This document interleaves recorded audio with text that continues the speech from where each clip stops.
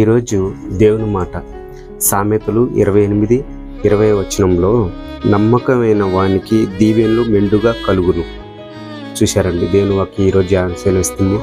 నమ్మకమైన వాడికంట దీవెనలు మెండుగా కలుగునని వాక్యం సెలవిస్తుంది. అవునండి, నా జీవితం నేను దేవుని తెలుసుకోకముందు నా పరిస్థితి ఏందో అనేక మందికి తెలుసు.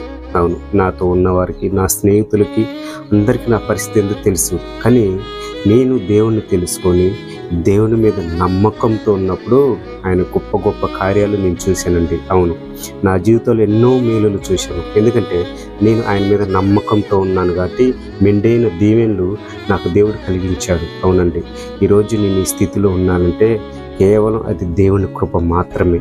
అలాగే కింద చూసుకుంటే ధనవంతుడు ఒకటకు ఆతురపడువాడు శిక్ష నొందకపోడు. చూశారండి, ధనవంతుడు కోసం ఎప్పుడైతే ధనం కోసం నాకు డబ్బు కావాలని ఎప్పుడైతే ఆతురపడేవాడు ఉంటాడో శిక్ష నొందకపోడంట. అవునండి, దేవుణ్ణి పక్కకు పెట్టి మనం ఎప్పుడైతే ధనం కోసం పరుగులు పెడతామో వాడు ఖచ్చితంగా శిక్ష నొందకపోడంట. అవును, మనం దేవునితో నమ్మకంతో ఉండి దేవుని మీద ప్రేమతో ఎప్పుడైతే ఆయన మీద ఆధారపడే వారికి ఎప్పుడైతే ఉంటామో మనకి ఏది కావాలో ఆయన ఖచ్చితంగా ఇస్తాడు. అవును, నా జీవితంలో ఇచ్చిన దేవుడు ఈరోజు దేవుని మీద నమ్మకంతో మీరుంటే మీ జీవితంలో కూడా నా దేవుడు ఇస్తాడు.